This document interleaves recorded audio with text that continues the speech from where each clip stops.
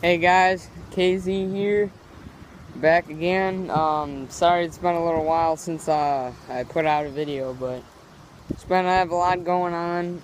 And I'm doing a lot of fishing every day, like always, depending on the weather. But we still haven't got an 7+, which is kind of disappointing compared to the last year. I mean, we caught a 7-pounder. I think it was the first fish of the year last year, and then we got a 9-pounder later in the spring. But it's May, like 20, I don't know, 22nd or so, and it just hasn't happened yet. But I'm fishing these two ponds because these have been around for a lot longer than the other ones, but still looking for that giant and potentially double-digit fish. But what got a catfish rod out there right now, but I want to talk to you guys about my biggest fish, I guess you could say, my personal best. I got two different species, and I'm starting out with the bass first. So it was about 2 years ago, June 19th. It was around 5 p.m. But I remember it was like 3 or 4 days after a massive chain of thunderstorms came through. I mean, the water was so high and so muddy back then, but the water was just getting low, and it was still kind of up there. I was throwing mainly square bills and jigs, because again, like, the water's real muddy. I mean, like, what else are you supposed to use? I'm sorry, this wind out here is crazy. It's like 30, 40 mile an hour winds out of the west right now, but it's really annoying. But I remember there was a rumor that had been going around of a tree or something down there. There's just some down there. I mean, I still get snagged on whatever it is down there to this day. I mean, I just lost like a pretty nice Texas rig off there, but some guy actually went in the lake, and he said that it could have been carpeting. Like, what? Like, how would carpet end up in a lake? But I mean, like, I was lifting it up, and it felt like someone was lifting up and down, so it could be netting or something. But planning on just going in there and just pulling the whole thing up. If it is netting, and I'll probably pull up a couple other cranks with that as well. But so this fish, I don't really have the exact lure that I caught him on. It's kind of unfortunate, but I think I ended up losing that at some point too. But it was a Storm Arashi Square 5. I believe it was the rattling model.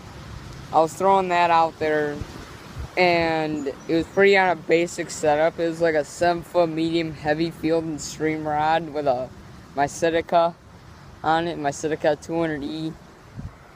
12-pound test, Berkeley Trilene on there. I've kind of learned to sway away from 12-pound tests, because, I mean, I've just had too many break issues with it. But yeah, so I remember I was snagged, and the lure, keep this in mind, the lure I was using had a rattle in it. So I'm yanking this thing, trying to get it unstuck. If it was a rock, I was trying to flip the rock or whatever, but it just wasn't coming up undone. And next thing I know it, I'm snagged all of a sudden. I'm still trying to pull it out, but I just remember, just all of a sudden it just took off. Like, it's so hard to explain. I mean, the fish or whatever it was, it took off in a hurry. Like, and I knew it was a big fish. I mean, from the minute I hooked it, but it was massive. And I knew it was at least like 4, 5, 6 pounds at least. But this fish, I'm telling you, it probably had to been 8, 9, possibly even 10 pounds. And for ponds in northern Illinois, that's serious right there.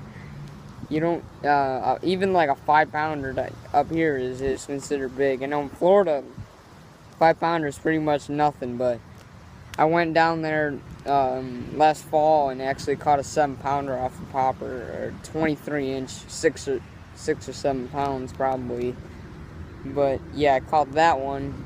And at the end of this video, I'm gonna be showing you pictures of all these fish I'm gonna be talking about. But I remember he ran me all over the place. I remember I was standing at the top of the rail, and I ended up going all the way down, and I'm still fighting him. I knew it was a giant, so I loosened my drag on my reel a little bit, just because, I mean, if he wanted to run, I mean, it's a crankbait fish. I mean, I didn't want to lose him.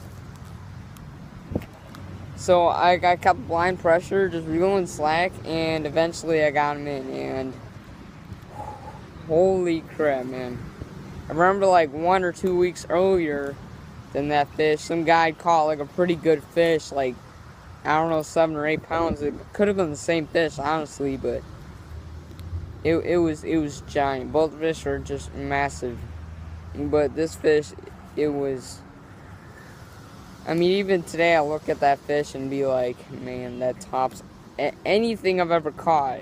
And so I remember I got it to shore, and I literally just started yelling like Mike Iaconelli. If you guys don't know who he is, he's a Bassmaster Elite Series pro. But I started yelling, and I was like, yeah, I got this fish in. And I had no idea how big it was, but it was, I just knew that it was bigger than any other bass I've ever caught before. The fish was massive. I mean, even though we didn't really get accurate, I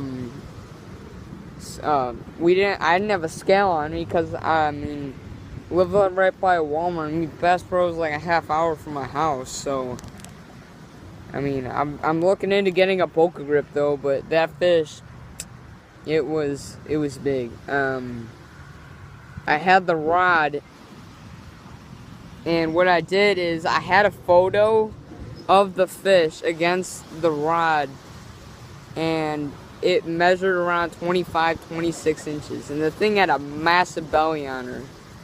It was giant. I mean, like,